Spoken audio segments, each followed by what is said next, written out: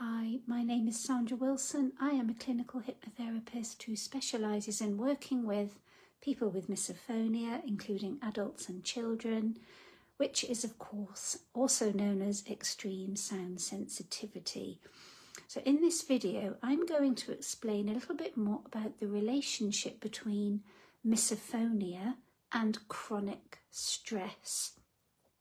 So it's no surprise that many of my clients, including children, including teens and children, also seem to have quite high levels of anxiety and stress in their lives.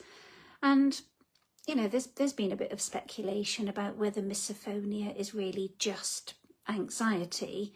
I think it's a lot more complicated than that, but it's most certainly a factor, and I'm just going to explain a little bit about why I think that is a factor. So your nervous system, it is very, very intelligent, and if for whatever reason it believes you are in danger, it is going to let you know about it, and it's quite typically the fight or flight response. And you may notice it if you are watching a horror movie and something makes you jump. You'll notice it if you are crossing a busy road and you're just frozen, rooted to the spot until you know it's safe to cross. Or other situations, I don't know, I don't want to kind of talk too much about that, but you will understand how it feels to be very anxious and wanting to run away, wanting to hide, or just feeling super jumpy.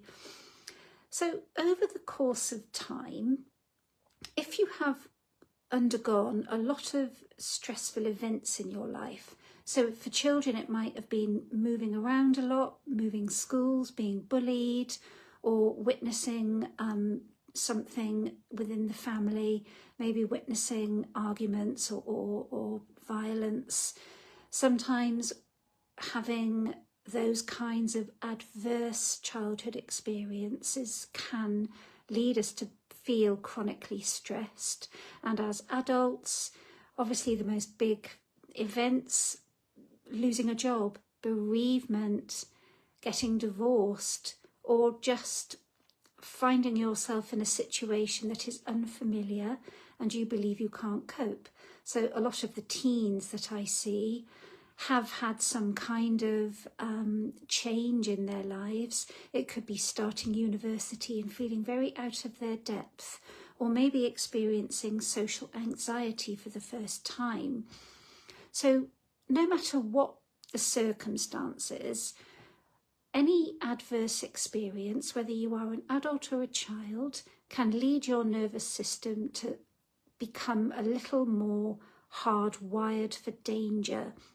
And you may notice that chronic long-term stress will often be symptomatic. You'll notice symptoms like overthinking, catastrophizing, thinking about the past a lot, worrying about things that might happen, worrying about being judged or how you're coming across to people, worried about failing, worrying about things going wrong. So you see what I mean. Chronic stress will lead us to viewing life through a very negative lens. Now, when a lot of chronic stress builds up, when your nervous system does, unfortunately, slide into the sympathetic state, which is our survival state, you're going to be more hypervigilant, and your body is not going to feel safe. You are not going to feel safe, even though logically you will notice that you are safe. If your body does not feel safe, if your body is storing unprocessed fears, emotions, maybe some old trauma, then you're going to be more prone to having these sensory sensitivities. And even though it's a very complex topic, there is still a lot of debate over why people get misophonia. In some people that I see, there really is a very strong correlation to chronic long-term stress in the nervous system. And it's even suggested that misophonia really is just a form of PTSD. And the reason I'm going into this is just to give some of you a little bit of hope, because if it is related to chronic stress or even some form of PTSD, it is possible to find a way forward, to even find a solution and find some form of healing. Okay, so by training your mind and your body to feel safe again, to try to bolster some of the, some of your key beliefs, like you can cope with difficult things, that your life isn't hopeless, that you can find things to look forward to, and it's possible for you to find a purpose in your life. By looking at what is causing you anxiety and chronic stress, whatever the situation, it can be managed and you can learn. So if this resonates with you, you can find more about this over on my website. I have popped a link in the comment below and in the description of this video.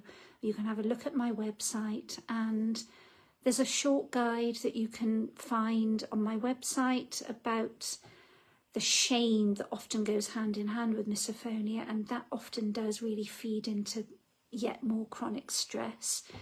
And if you would like to explore working with me, of course, there will be options to get in touch via the website.